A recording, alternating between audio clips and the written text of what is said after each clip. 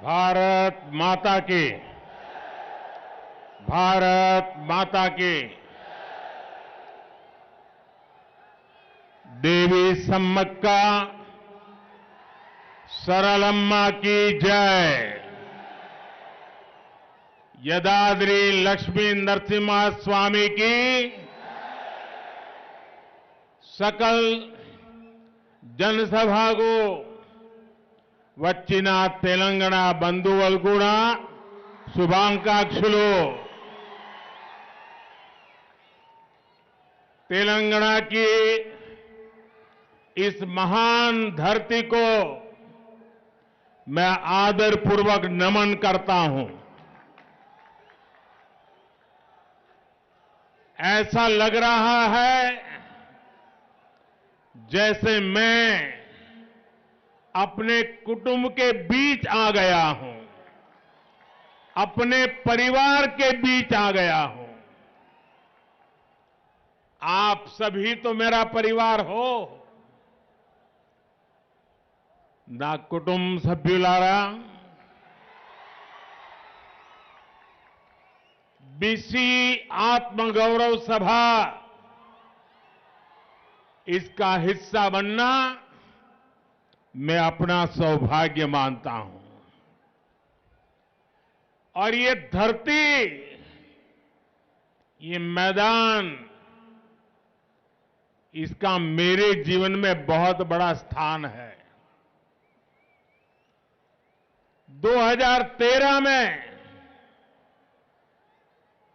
आप सबने मुझे बुलाया था इसी मैदान में, और आप लोगों ने टिकट रखा था कि जो मोदी जी की सभा में आना चाहता है उसको टिकट लेना पड़ेगा, पैसा देना पड़ेगा। हिंदुस्तान के राजनीतिक जीवन की ये पहली और सबसे बड़ी घटना थी, और पूरे विश्व में खबर फैल गई, हिंदुस्तान के जन जन में पहुंच गई, और एक प्रकार से इसी मैदान में मोदी को प्रधानमंत्री बनाने की पक्की नींव रखने का काम हैदराबाद ने, इसी मैदान ने आप लोगों ने किया था। और मैं आज विश्वास से कहता हूं, जिस मैदान से मिले आशीर्वाद, मोदी को पीएम बना दिया, इसी मैदान के आपके आशीर्वाद बीजेपी का पहला मुख्यमंत्री, बीसी मुख्यमंत्री यहीं से बनेगा।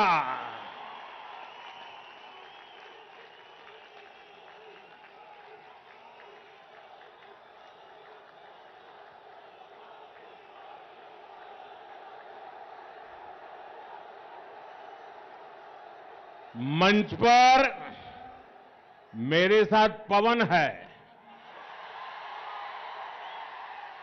लेकिन मैदान में आंधी है।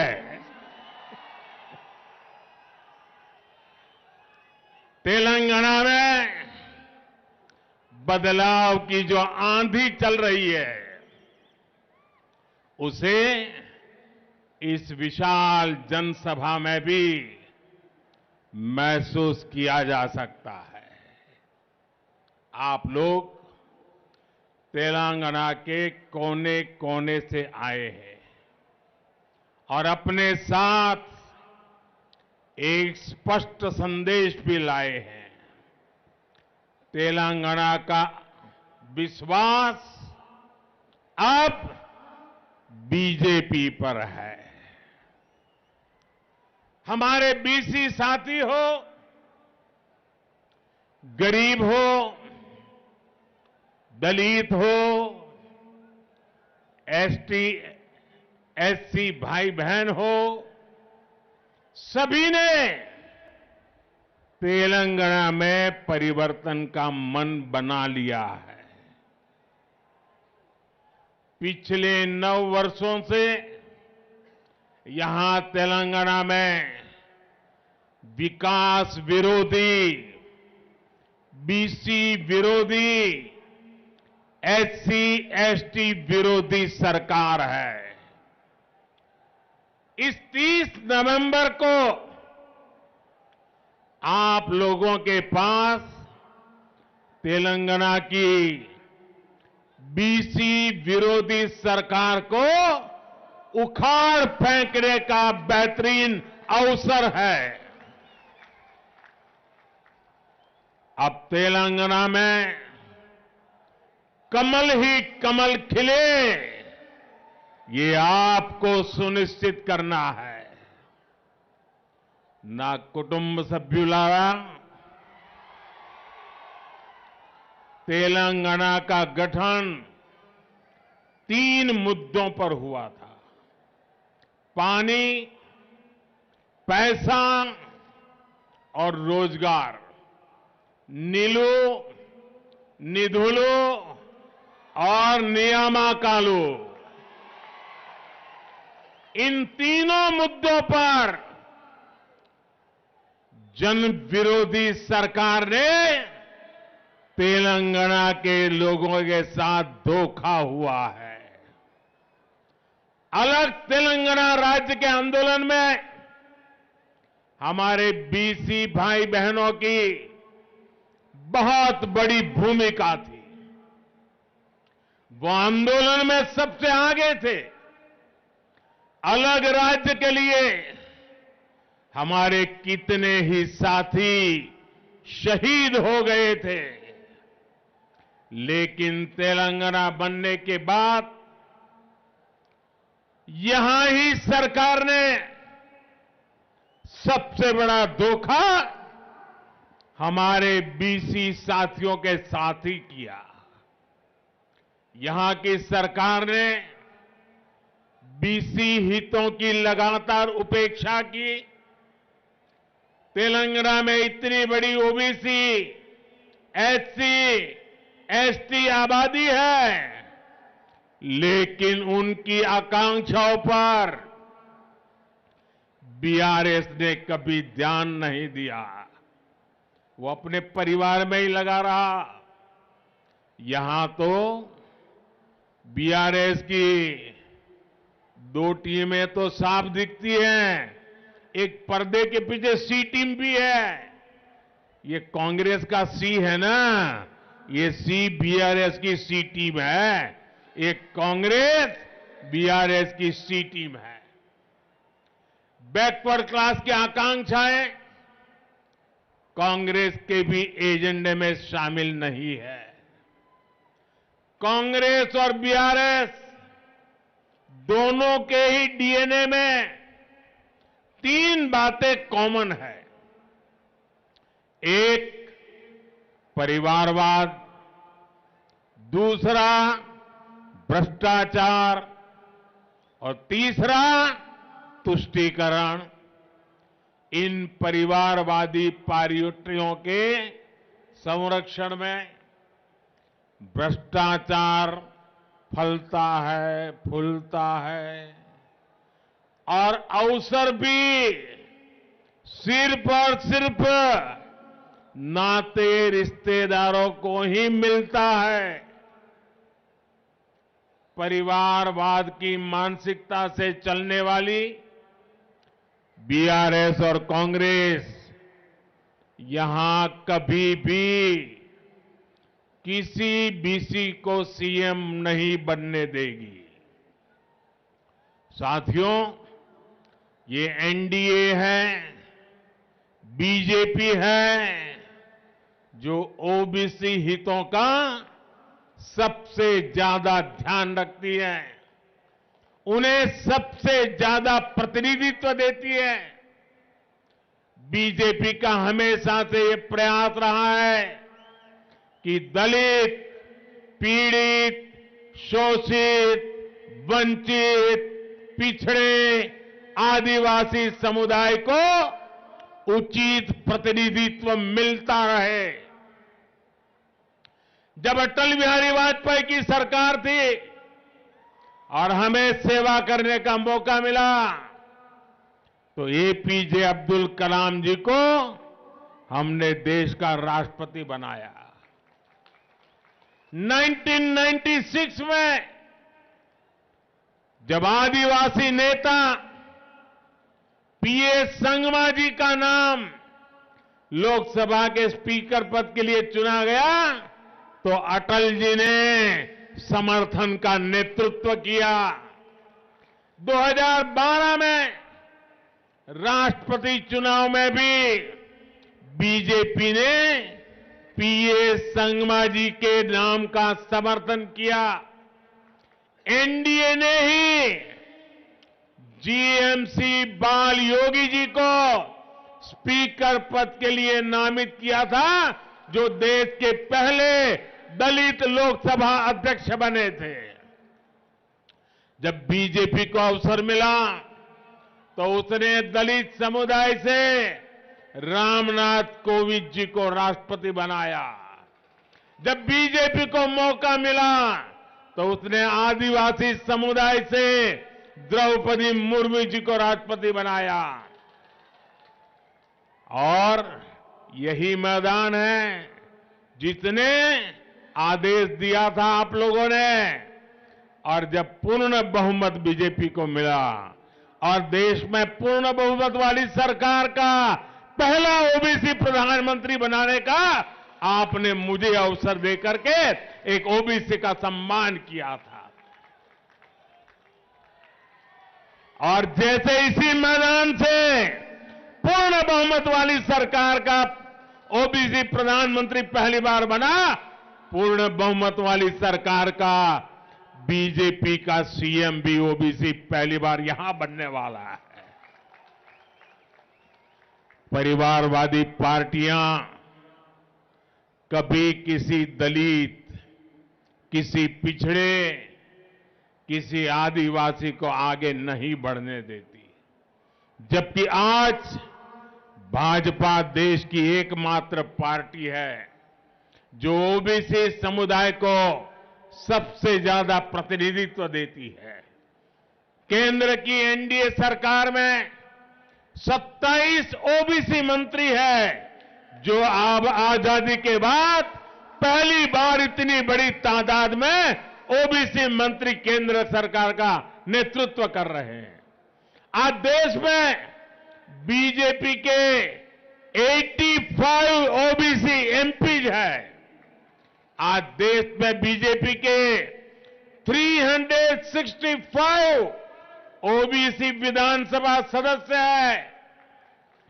आज देश में बीजेपी के 65 ओबीसी विधान परिषद सदस्य है। तेलंगाना में भी बीजेपी अपने बीसी साथियों के हितों का सबसे ज्यादा ख्याल रख सकती है, कोई और पार्टी नहीं कर सकती। आप लोग खुद साक्षी हैं कि यहां तेलंगाना में बैकवर्ड क्लास को आगे बढ़ने के लिए सही संसाधन नहीं दिए जाते। बैकवर्ड क्लास के युवाओं को नौकरी देने में भी तेलंगाना सरकार गंभीर नहीं है। बैकवर्ड क्लास के युवाओं का भी स्किल डेवलपमेंट हो, इस पर भी तेलंगाना सरकार उतना ध्यान नहीं देती। बीसी कल्याण के लिए यहां बीआरएस ने हर साल 1000 करोड़ रुपए का फंड देने का वादा किया था। आप बताइए, क्या इनमें से किसी वादे को पूरा किया क्या? कोई वादा पूरा किया क्या? एक भी वादा पूरा किया क्या? साथियों, कांग्रेस और बीआरएस ने कभी भी पिछड़ा वर्ग को निर्णय लेने का अधिकार नहीं दिया, कभी उनका मान नहीं बढ़ाया। ये भाजपा है जिसने ओबीसी कमीशन को संवैधानिक दर्जा दिया। ये भाजपा ही है जिसने ओबीसी आरक्षण संशोधन बिल को सदन से पास कराया। इस बिल की वजह से राज्य सरकारों को ओबीसी लिस्ट तैयार करने का अधिकार मिला है। ये भाजपा ही है जिसने मेडिकल और डेंटल कॉलेजों में ओबीसी के लिए 27% रिजर्वेशन को लागू किया। हमारी ये कदम सोशल जस्टिस, सामाजिक न्याय की दिशा में हमारे कमिटमेंट के प्रमाण है। जब हम गांवों में महिलाओं के सम्मान के लिए करोड़ों शौचालय बनवाते हैं, जब हम करोड़ों महिलाओं को धुएं से मुक्ति दिलाते हैं, जब करोड़ों गरीबों को अपना पक्का घर मिलता है, जब करोड़ों गरीबों तक पक्की सड़कें पहुंचती हैं, जब करोड़ों लोगों को 5 लाख रुपए के मुफ्त इलाज की गारंटी मिलती है, तो इसका बहुत बड़ा लाभ बैकवर्ड कम्युनिटी को ही मिलता है।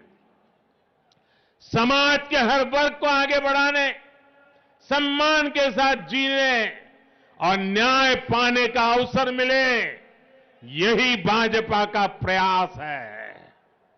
इसलिए आज बीसी, एएससी, एसटी, गरीब, वंचित, शोषित वर्ग का हर व्यक्ति भाजपा के संकल्प के साथ खड़ा है। साथियों, हमारे बीसी समुदाय में बहुत बड़ी संख्या में विश्वकर्मा भाई बहन भी आते हैं। विश्वकर्मा साथियों के बिना रोजमर्रा का जीवन की कल्पना भी नहीं की जा सकती। हमारे कुम्हार हो, सुनार हो, सुथार हो, मूर्तिकार हो, कपड़े धोने वाले हो, कपड़े सिलने वाले हो, जूते बनाने वाले हो, बाल काटने वाले हो, ऐसे बहुत से साथी बीसी समुदाय से ही आते हैं। ऐसे लोगों के लिए ही भाजपा सरकार ने पीएम विश्वकर्मा योजना बनाई है। इस योजना के तहत हमारे विश्वकर्मा भाइयों बहनों पर 13,000 करोड़ रुपए खर्च किए जाएंगे।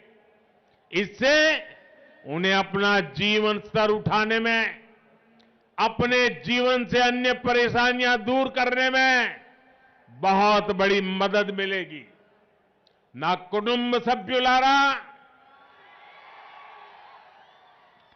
कहते हैं, अहंकार किसी का भी हो उसको टिकने नहीं देता है।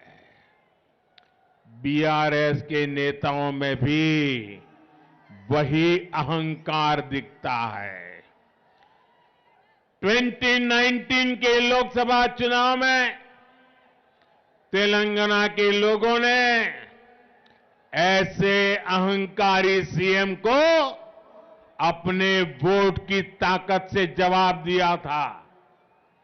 इसी बौखलाहट में यहां के नेता मोदी को गाली देते रहते हैं। बीआरएस के भ्रष्टाचार के तार दिल्ली के शराब घोटाले से भी जुड़े हुए हैं। जांच एजेंसियों ने जब उनके भ्रष्टाचार की जांच शुरू की तो ये लोग जांच एजेंसियों को भी गालियां देने लगे। लेकिन आज मैं ऐसे लोगों को डंके की चोट पर कहना चाहता हूं, भ्रष्टाचार के खिलाफ कार्रवाई होके रहेगी। जिन्होंने जनता को लूटा है उनको लौटाना ही पड़ेगा। और मेरे तेलंगाना के भाइयों बहनों, ये मोदी की गारंटी है। साथियों, बीआरएस और कांग्रेस अलग अलग नहीं है। एक ही सिक्के की दो बाजू है। कांग्रेस ने 7 दशक में परिवारवाद और भ्रष्टाचार का जो मॉडल डेवलप किया, बीआरएस उसी पर चल रही है। दोनों की मंशा मिलकर राज्य की संपत्ति को लूटने की है। ये दोनों पार्टियां अपने बेटा बेटी को आगे बढ़ाने में लगी है। उन्हें आपके बेटे बेटियों की कोई परवाह नहीं है। बीआरएस ने सत्ता में आने के लिए जो बड़े बड़े वादे किए थे, उनमें से किसी वादे को पूरा नहीं किया। तेलंगाना की सरकार ने युवाओं के साथ सबसे बड़ा विश्वासघात किया है। टीएस, पीएससी परीक्षा की तैयारी कर रहे छात्रों को 9 वर्षों से सिर्फ और सिर्फ धोखा मिल रहा है। छात्रों ने वर्षों तक परीक्षा होने का इंतजार किया और जब परीक्षा का ऐलान हुआ तो पेपर लीक हो गया। बीआरएस की नाकामी ने तेलंगाना की एक पूरी पीढ़ी का भविष्य बर्बाद कर दिया। और ये हाल सिर्फ एक परीक्षा का नहीं है, राज्य में होने वाली हर परीक्षा में गड़बड़ी इस सरकार की पहचान बन गई है। आज युवा पूछ रहे हैं, बीआरएस के रोजगार के वादे का क्या हुआ? हर महीने बेरोजगारी भत्ता देने का वादा करके बीआरएस ने इस वादे को भी पूरा नहीं किया। आज भी तेलंगाना में टीचर्स के हजारों पद खाली है और हजारों स्कूल तो ऐसे हैं जहां सिर्फ एक टीचर है। आप मुझे बताइए, तेलंगाना के युवाओं को धोखा देने वाली, उनके भविष्य से खेलने वाली बीआरएस सरकार जानी चाहिए कि नहीं जानी चाहिए? ये सरकार जानी चाहिए कि नहीं जानी चाहिए? इनको हटाना चाहिए कि नहीं हटाना चाहिए? हर गांव गली से हटाना चाहिए कि नहीं हटाना चाहिए? ना कुटुंब सभ्युलारा, बीआरएस ने तेलंगाना के मेरे गरीब भाई बहनों पर उनको जो डबल बेडरूम के वाले घर देने के सपने दिखाए थे, लेकिन ये वादा भी बीआरएस का हवा में उड़ गया। एक तरफ बीआरएस का ट्रैक रिकॉर्ड है तो वहीं बीजेपी का सेवा काल भी है। केंद्र में बीजेपी सरकार ने हमारे पिछले 9 साल के सेवा काल में गरीबों को 4 करोड़ पक्के घर बना करके दिए हैं। पीएम आवास योजना अर्बन के तहत तेलंगाना में भी शहरों में 2,50,000 से ज्यादा घर बने हैं। हमने गरीब की हर चिंता का, हर जरूरत का ध्यान रखा है। 3-4 दिन पहले ही हमने ये भी तय किया है कि पीएम गरीब कल्याण अन्न योजना को, आप जानते हो, जब कोविड का कालखंड था, पूरी दुनिया जिंदगी और मौत का संकट झेल रही थी।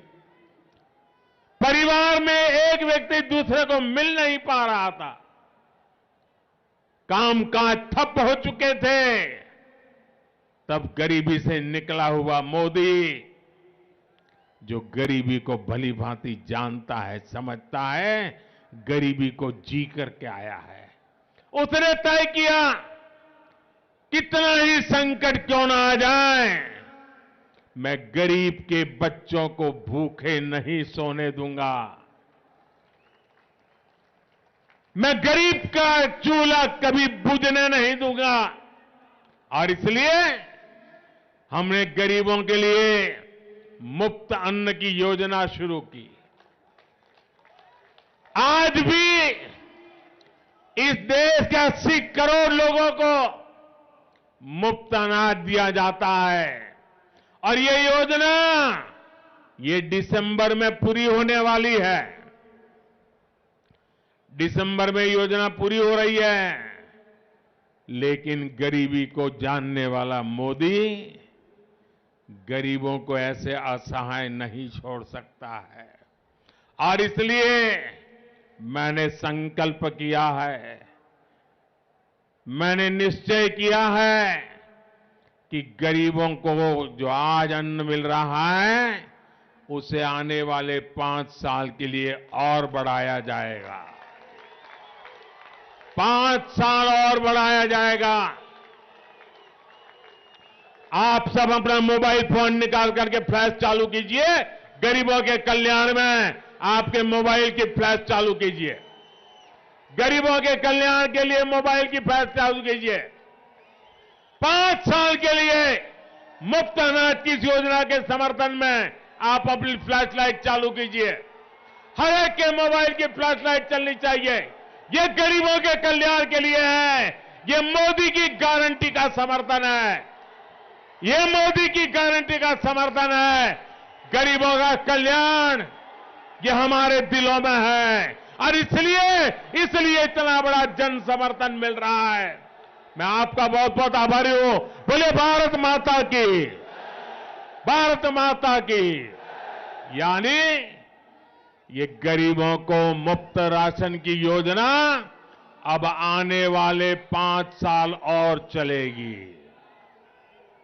इसका लाभ तेलंगाना के भी लाखों गरीबों को मिलेगा। साथियों, बीआरएस ने राज्य के किसानों के साथ भी विश्वासघात किया है।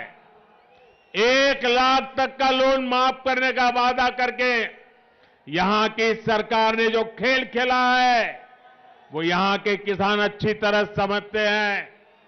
उसने किसानों को मिलने वाली कई तरह की मदद भी बंद कर दी है। ये भाजपा सरकार है जो अपने किसान भाई बहनों के हर हित का ध्यान रखती है।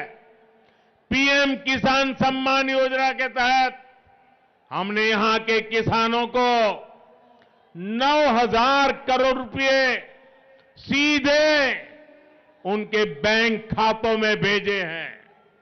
इससे तेलंगाना के 35 लाख किसानों को सीधा फायदा हुआ है। इसमें बड़ी संख्या में बैकवर्ड कम्युनिटी के किसान शामिल हैं।